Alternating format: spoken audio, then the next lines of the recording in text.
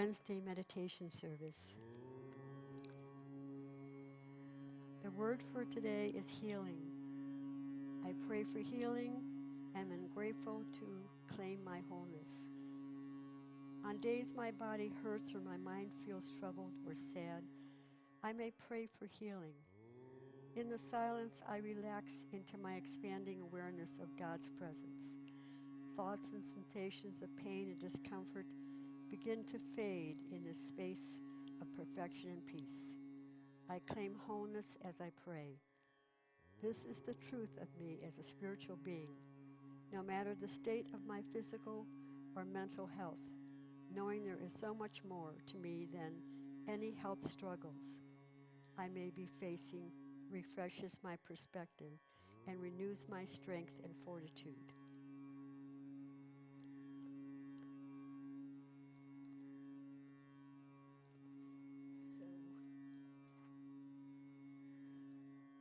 I have misplaced something, so I'm going to have to go look for it.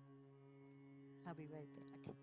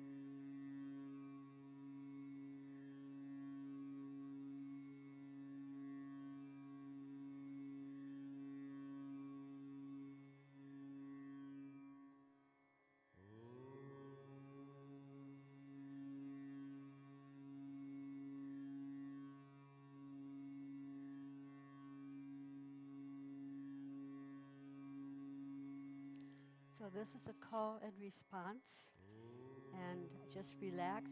I don't care if you lay down in the pews or what you do to get feeling comfortable and away from thinking, but just relax.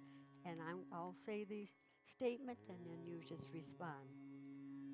Return to your soul.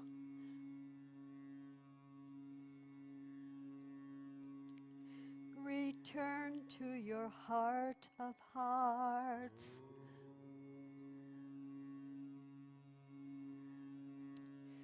To your golden dream.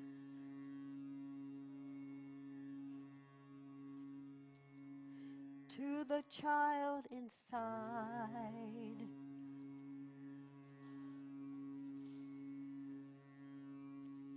And you'll be coming home.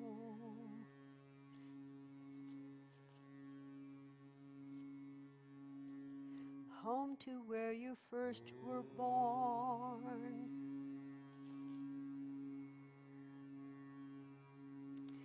Where your roots are strong.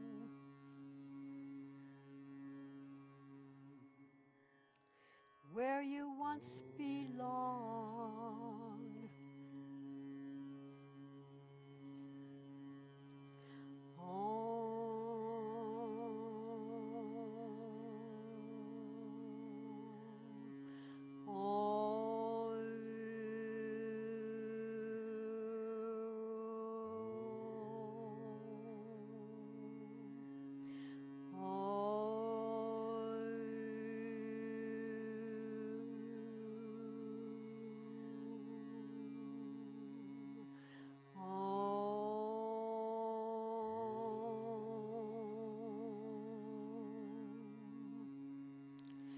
God is everywhere.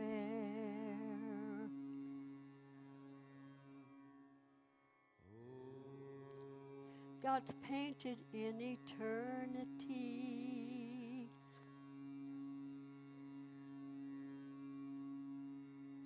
It's who you really are.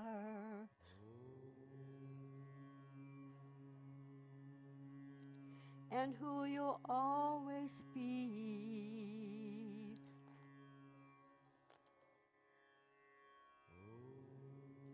Return to your soul.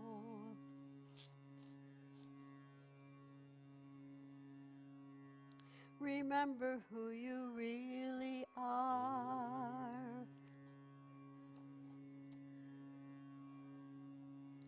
Listen to your heart.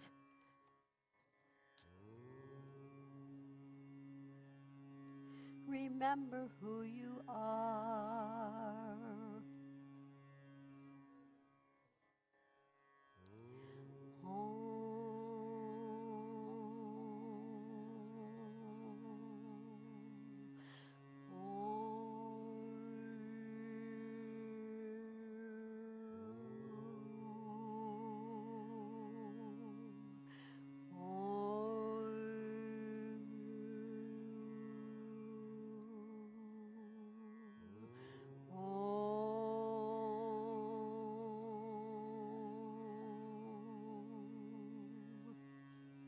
Return to your soul.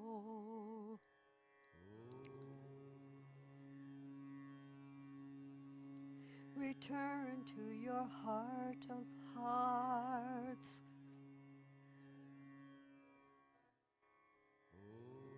To your golden dream.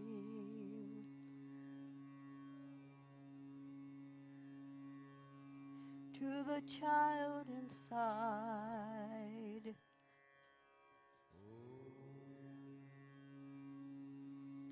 And you'll be coming home.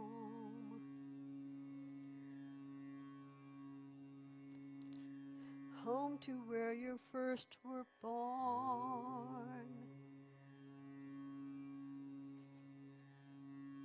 Where your roots are strong.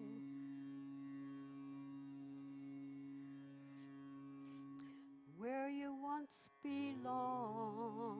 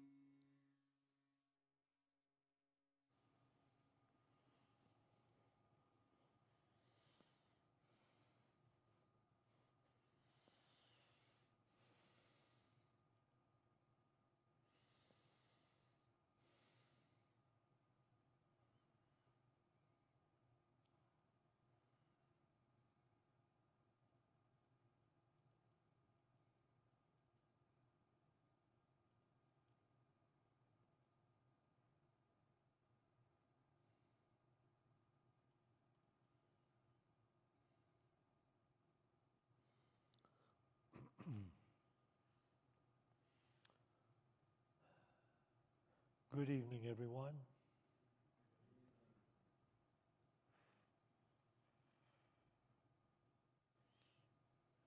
If you've been in Unity a while, you've heard me say that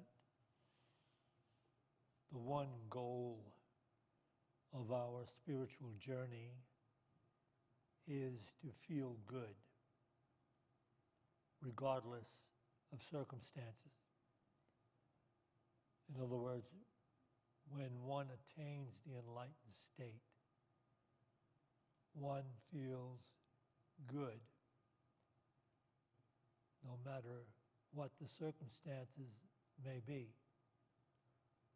One feels good because one then knows the presence and the will of God as love. In the ministry, there are so many opportunities to get hung up in trying to glorify the personality of the minister. And the minister gets hung up in trying to bring or give the highest possible spiritual healing truth to those people who are attending his particular church or center or whatever else might be there that they are sharing wherever they are.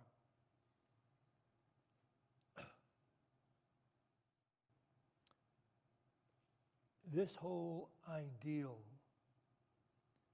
of becoming God conscious, that is feeling good regardless of circumstances,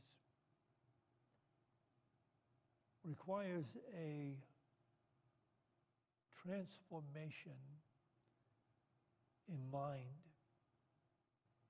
that is not easy for people to first accept on faith and then practice toward that divine realization. It's hard to accept at first. There is no way to explain God consciousness, the joy of it, the peace, the love, the healing, the wisdom. You'll hear me talk about it. You've heard other ministers. Maybe some of you have heard gurus. Some of you have heard other masters and read masters who are. But they're all only with their words pointing to something only the person who is hearing it can do. It is though every minister, every guru, every priest, everybody worth their weight in truth. There's so many people that are not connected to begin with. They want to fake the fact that they're connected to God. They want to make people believe that they are somehow or other special in such a way that people will follow them. But even if you follow them, it is like every one of us, every minister, priest, guru, master, stands at the, just think of this, you're standing in the foothills of a mountain. The foothills are kind of beautiful and you feel safe there. But what they are all saying is, you must climb that mountain for you to enter into that awareness of which I speak. Only then can you gain the true realization of your own divine consciousness. So that's the process. And when you hear, you'll hear me using the Bible a lot, Course in Miracles, and you'll hear me say from the Bible, at the Last Supper, which was probably, if you're thinking historically, and lots of, I'll use this idea that at the Last Supper, it had to be very important what Jesus was saying. But really, my whole ministry is to get you out of history altogether, to collapse history, to collapse time, and to take the words of Jesus, because they are universal from the Christ that is universal at the very core of everyone's being. Those words have meaning. But if you think of it, you want to think of those words being important. If you're not really connected enough yet, then think of it. The Last Supper, my God, the words he said to his disciple then must have been the most important things he could say.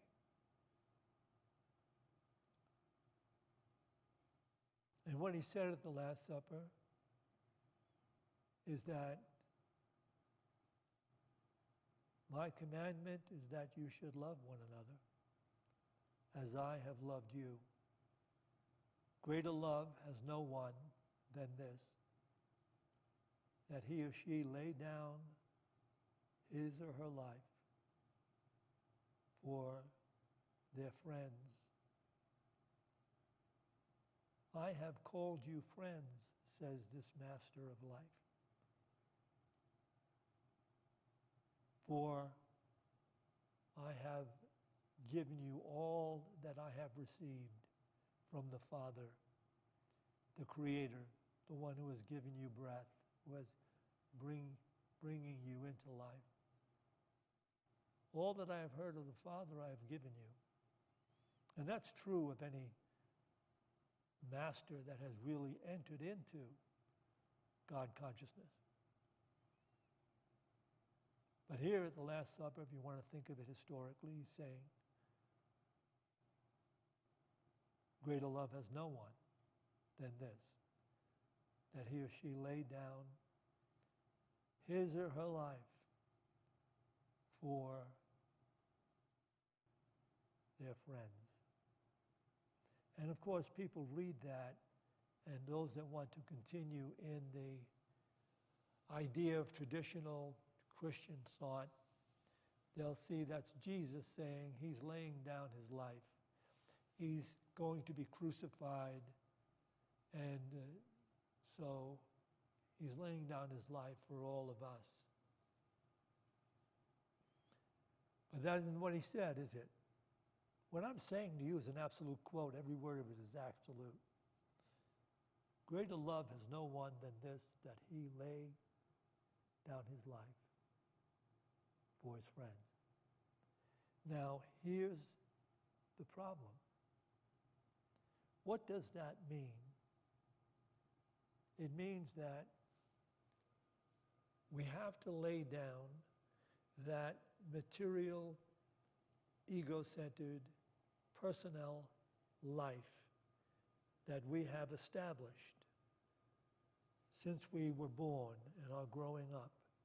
And it has been established in the idea that I'm a physical body personality in a world of separate other physical body personalities, in a world of separate phenomena, and in a world in which I have to be concerned about my safety, my well-being, my ability to have enough sustenance for my body and to have enough love in my relationships and to have enough material well-being and benefits to get on in the world and all of this.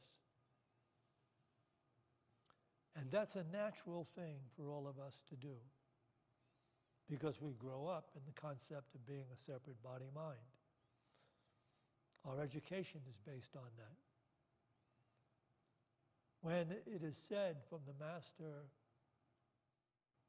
to lay down your life, that is the life he's talking about.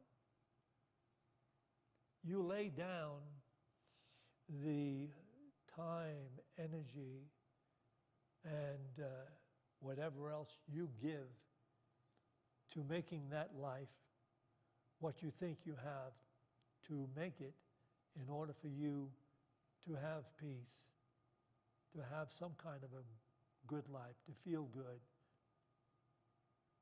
But that's the life, you see, in which you will never be able to feel good regardless of circumstances, because in that life, judgment comes with the illusion of being a separate body-mind in a world of separate others. And that judgment is taken in by the development of the ego-centered projection of myself in a world of separation. And that ego-centered projection holds it that I am a personal, objective observer of life the way it works, and I have to make decisions in relationship to that so that I will find my way to have enough money, enough food, enough happiness, enough prestige, and on and on and on. The veil is broken open. That life, you must come to understand, is not true life. There has to be a transformation in the mind that grew up in that awareness.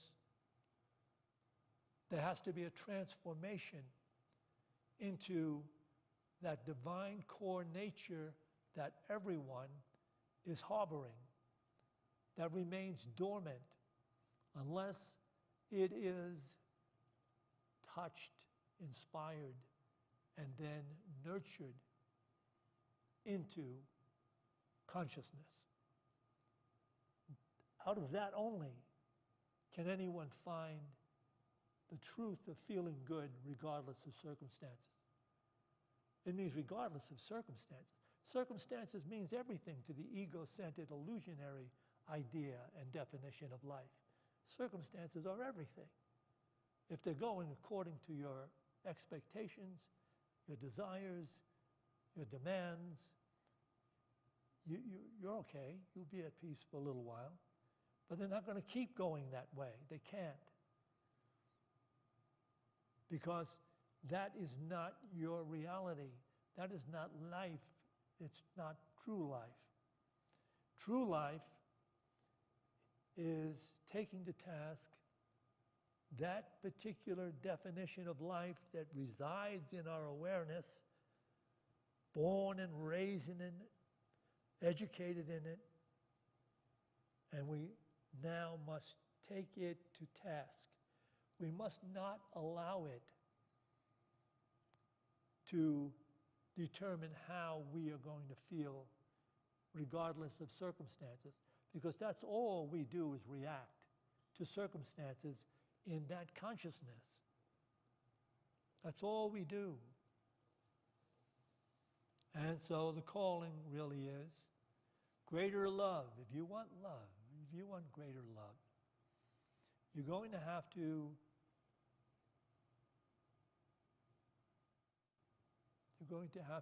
marshal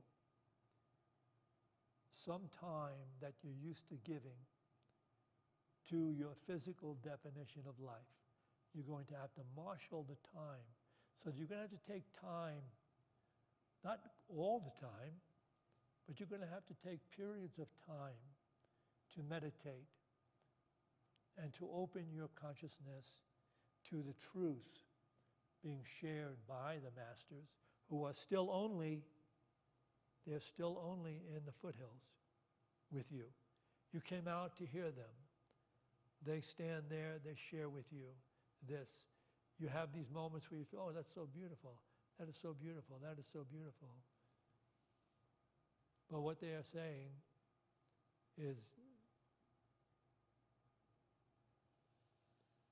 that mountain You must climb that mountain. You must take to task your own awareness. No master can do it for you. You can go to Tibet and you can find yourself the greatest gurus and whatever else you want to do. They're not going to be able to bestow the enlightened awareness upon you. What they will do is they'll inspire you to be more concerned with giving more energy in those periods of time to divine awareness instead of worldly awareness. And that's through meditation and the holy pause. It's not that difficult to understand. It is difficult to marshal a mind that has been so conditioned to the materialistic idea of existence in our Western culture.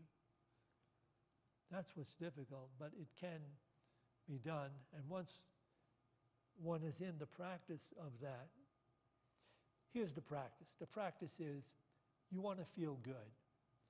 In order to feel good, you have to feel God. In order to feel God, you have to dismiss any grievances your mind is holding. What? That's it. There's no other religion. Take down the cathedrals, take down the pomp and circumstances, take down Catholicism, take down Buddhism, take it all down. Because it's right here. In that moment, you have to be courageous enough, willing enough, devoted enough to be able to realize when your mind is holding a grievance about anyone or anything. Because when you're holding a grievance about anyone or anything, you are in the illusion of separation. You're not looking in your mind, you may not even have that person you're holding a grievance about around you, or the conditions or circumstances you're holding a grievance about. It may be the conditions in Gaza, it may be the conditions where you work, it may be the conditions, you saw something taking place while you were driving your car. It makes all this, whatever it is.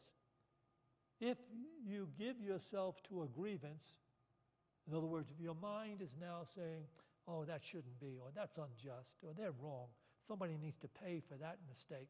This is the worst thing I've ever seen happen. You want to live like that, you know why? It gives you a feeling of being better than what you're looking upon. That's the ego. Oh, I'm above that. I mean, I wouldn't ever be doing anything like that. So I judge them, and they deserve to get judged. On and on and on. Okay, step with me out of the foothills. Say, no, I'm going to walk up the mountain. So you're going to start up the mountain. And it requires you being aware enough, devoted enough, that when a grievance comes up, and you usually feel the adrenaline of being right when that grievance comes up. And you think that's a kind of a good feeling because it makes you feel special. And I'm right, I'm better than, smarter than, brighter than, more spiritual than. But you want to walk that mountain, you're going to pause and say, wait a minute. Let me check in. Where is this negative feeling coming from? Check in, find out where your grievance is coming from. And then after you check in, realize, do I really want to continue to do this? Hold myself separate and apart from someone else who is also, whether they know it or not, a living child of a living God, worthy of forgiveness, worthy of consideration, worthy of peace, worthy of being blessed, but never worthy of being judged or condemned. Never. It doesn't belong to us to do that. That's our way of checking out away from the will of God. You want to know the will of God? Stop holding grievances. Every time you're holding a grievance, even if it's about yourself, you're just ignoring the call to be God conscious. I didn't come out here to give this talk tonight. I was just sitting at my desk and looking at these notes for this talk here. There's something here that's, you want to see where all the confusion and the conflict comes from. This is the kind of stuff that A Course in Miracles is pointing out.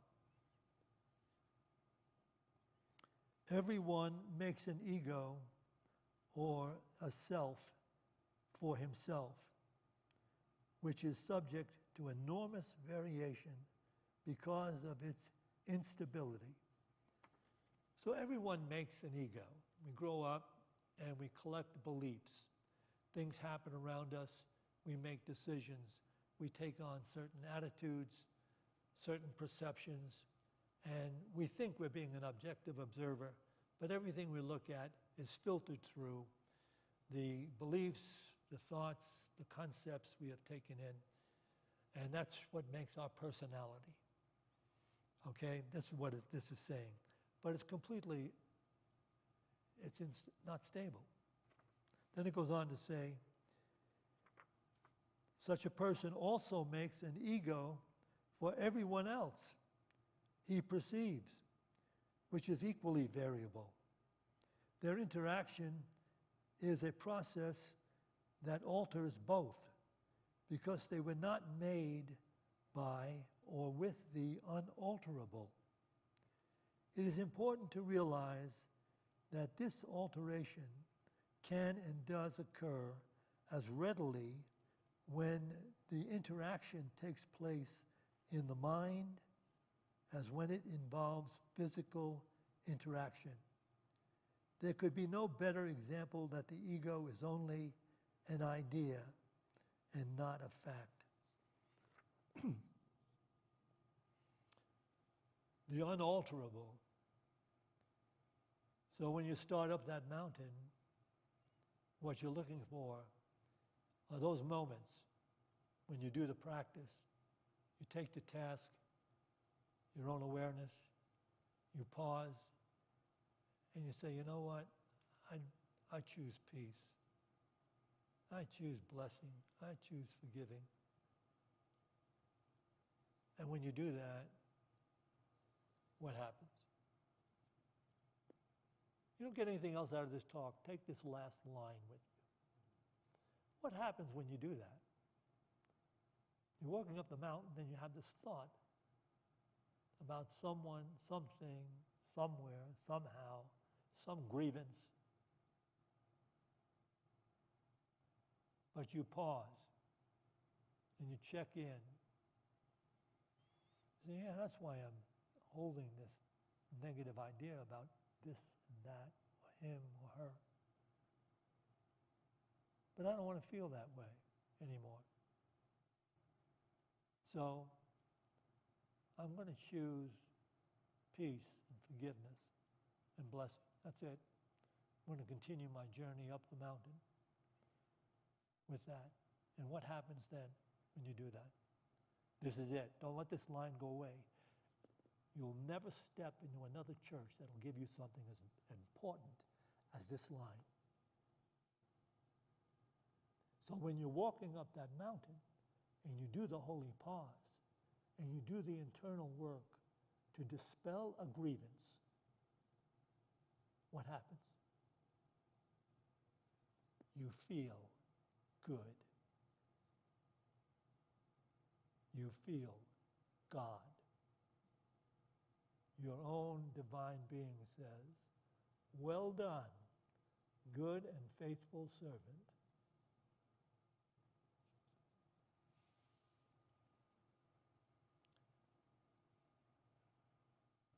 So we can also consult, and I don't even know, I have no idea that these particular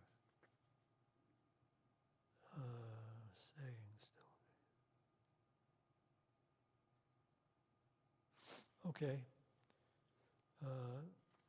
This is from Master Eckhart Tolle, from his book Stillness Speaks. It's on page 34. Built into the very structure of the egoic self is a need to oppose, resist, and exclude to maintain the sense of separation. So you see, that's what happens. That's what we need. People thrive on it to a certain degree. And of course, in Miracles, we'll go on to say, there is no problem but one. The problem is separation, and it is not real. You are interconnected with everything you look upon. So it goes on to say this.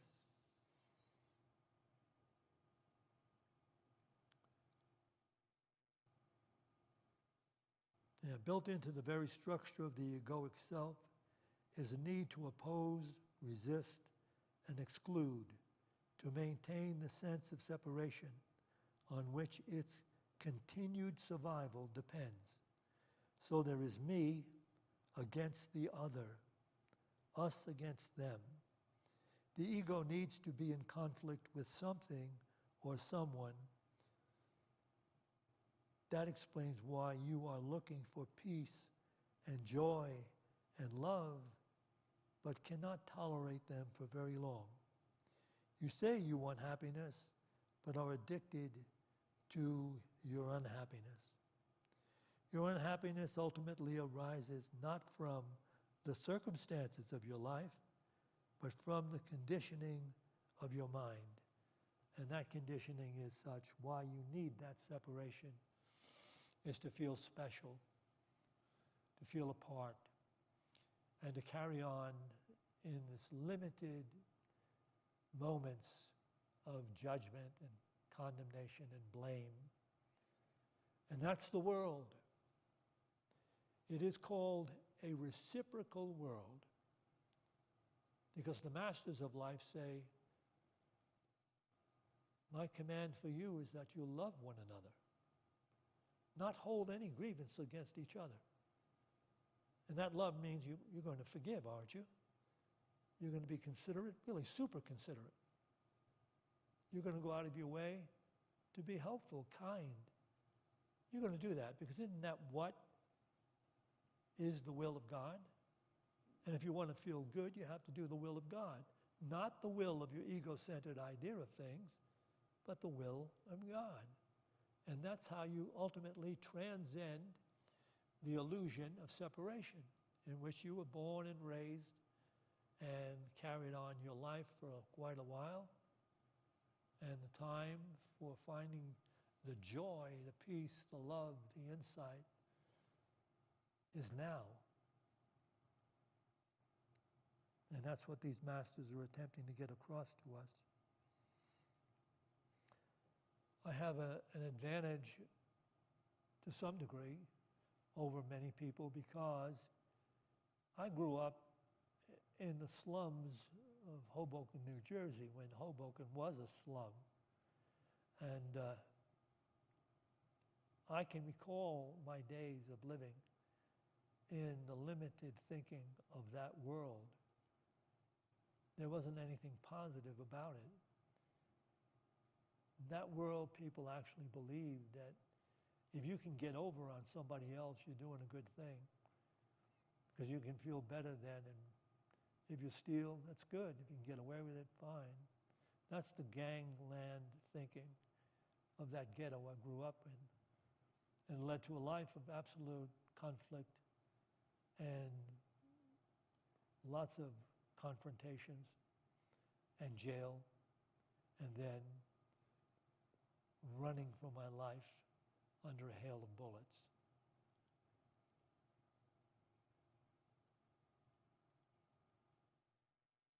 So that was when I had my first revelation that something else was going on.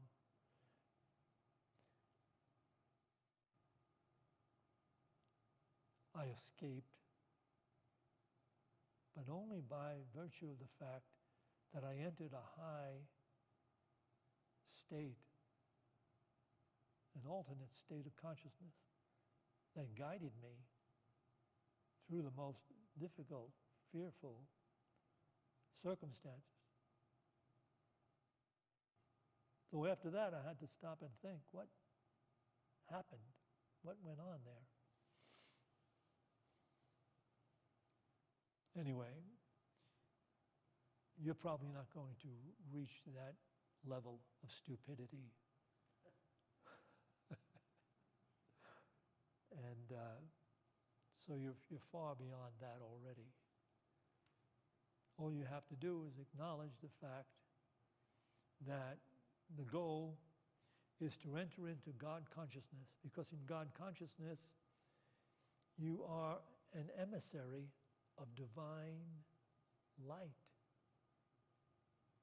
A person that contemplates peace, contemplates healing, contemplates joy and love, and you recognize that the words that came down through the ages, oh my goodness, look at the revelation that comes to you when you realize the Master said that in giving you receive.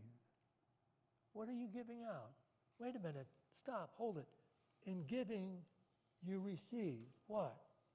What you giving out? Are you giving out love, kindness, peace, consideration, caring, truth? Or are you giving out grievances? Is your need to feel separate and special still too strong? Because then that's what you're going to receive back. You want to feel good, but to feel good, you have to take to task that limited thinking that was conditioned in you in a world that is lost in conflict and suffering. You want out of that.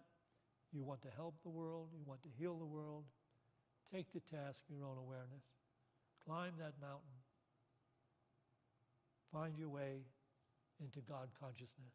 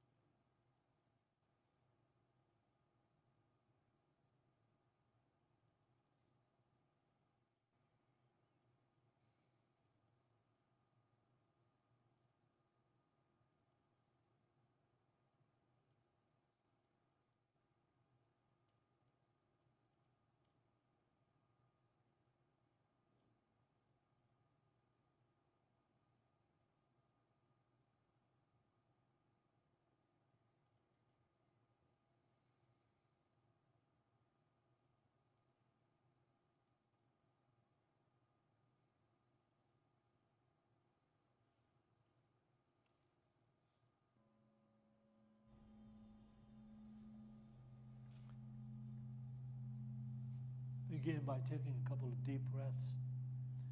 As you release your breath, release any strong cares, concerns, worries you may have.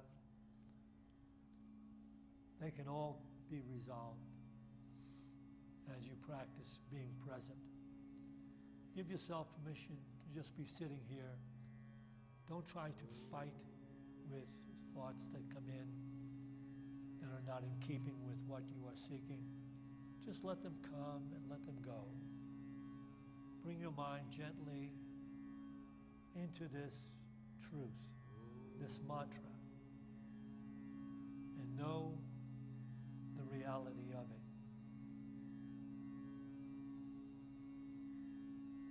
God is love. Love is true life.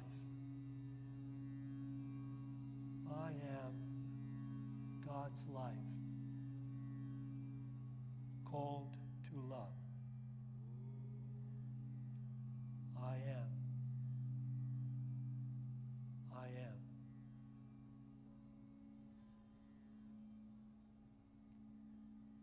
God is love. Love is true life. I am God's life, called to love. I am. I am. I am. God is love. Love is life. I am God's life, called to love. I am. I am. Breathing in the I, breathing out the am. I am. I am.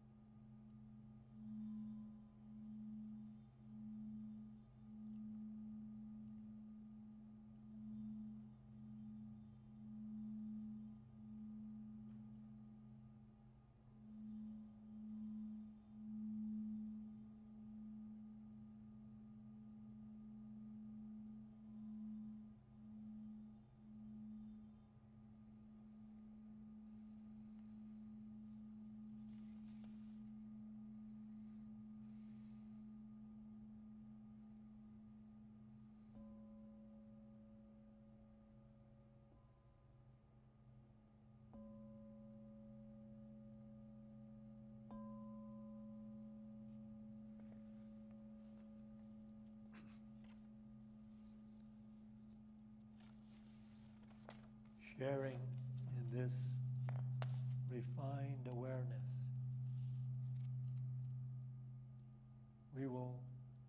offer the names of those that have been submitted to our prayer list.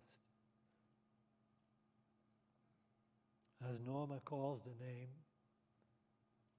simply let love go to the name.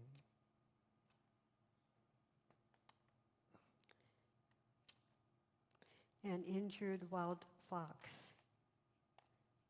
Brittany Lynn Hunter. Children of Gaza. Gaza Medical Aid Groups. Cordell Tinch. Aunt Nina. Ksenia Daniels. Steve Taylor. Faye Russell. Zaz. Canyon Thies. Tanner. Miley Rose the dog. Evan Emmerich. Petra. Eris and Tess. Sue H. Eva and Darren. Jenna. New Home. Kathleen Hagan and family. Frank Hagan. Joni Paris. Sandy Spahn. Bob Malone. Celestin family. Forgiveness. Ottawa. Joan Lennick. Andy Lennick. Mark Pelt. Diane Spann. Sierra Samuel. Ted and Heidi Fetters and family. Steve Sheets. Jamie. Gary and Gayleen Boyle. Aunt Gay. Shad and Arina. Arena Smith. Val Smith. Ann Jones. And you can call out any name that you would like to at this time.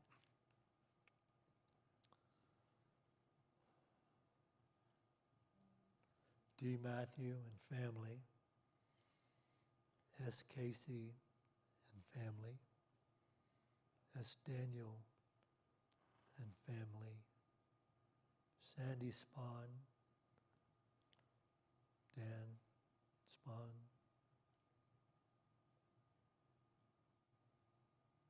We see this healing light surrounding the prayer box and all the people whose names have been submitted. We see them healed physically, mentally, and spiritually.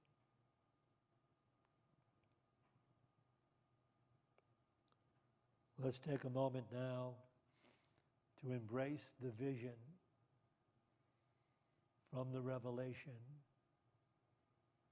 establishing the new heaven in earth through the transformation of human consciousness, recognizing this Christ-conscious awareness rising in the hearts, the minds, the souls, and attitudes of everyone sharing this Boulder community with us. And this beautiful, divine God consciousness rising in the awareness of everyone sharing the state of Colorado with us. And it's spreading to everyone sharing these United States of America with us. And it's spreading to every nation, every race, every culture on the face of the earth, coming to recognize we are all children of a living, present God, bringing forth that nature into manifestation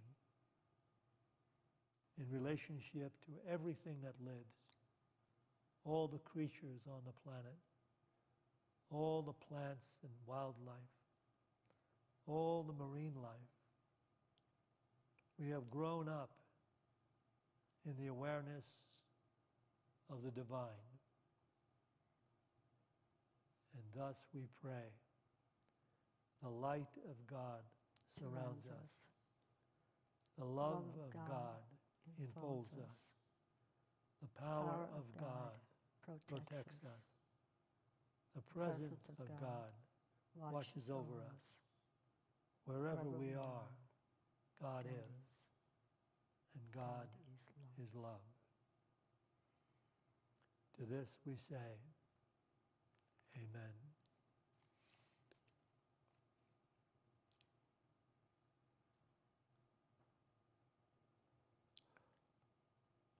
We will take an offering for unity now. Those of you that are watching this on live stream, you can scroll down to a place that says donate.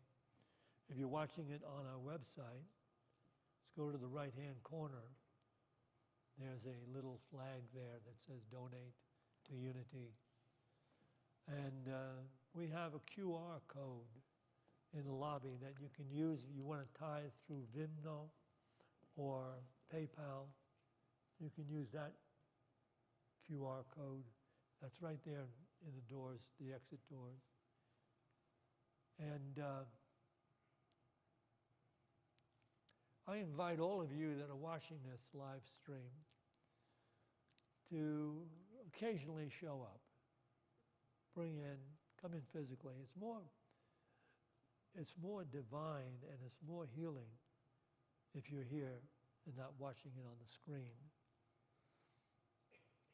And so I invite you to participate in the healing love that we share in unity. And we take our offerings in our hands, in our minds. Let's bless them with this offering prayer. Divine love through me blesses and multiplies all that I have, all that I give, and all that I receive, because I give. And so it is. Amen. Hold out to earth the torch divine. We are the lights of the earth. Shine.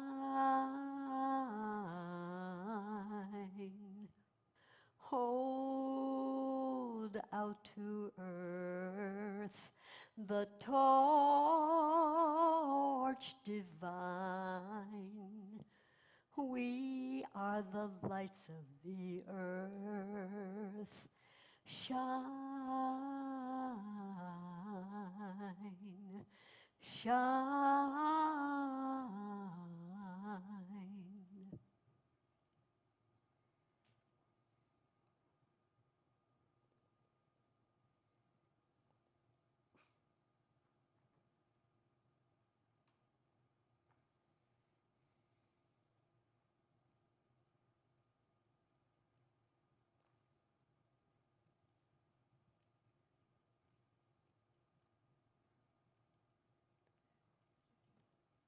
Join me now, please. We dedicate this tithe to the will and the work of the Spirit of truth, the Spirit that joins all of us. We dedicate this tithe to the victory of the Spirit of truth. Amen.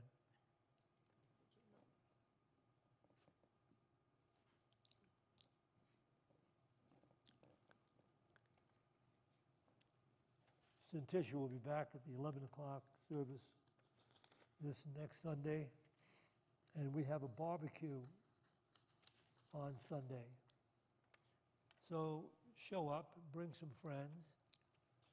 We'll all share in a barbecue and conversation, and we'll all be enriched by the communication. Is there anything else we have on the... If you called out a name, please put their name into the prayer box. It will be prayed over for a month here, and then it'll go to silent unity. All right. We have tea and cookies for anyone who'd like to stay and chat. That'll be through these doors, to your left, into the bookstore. To everyone, good night.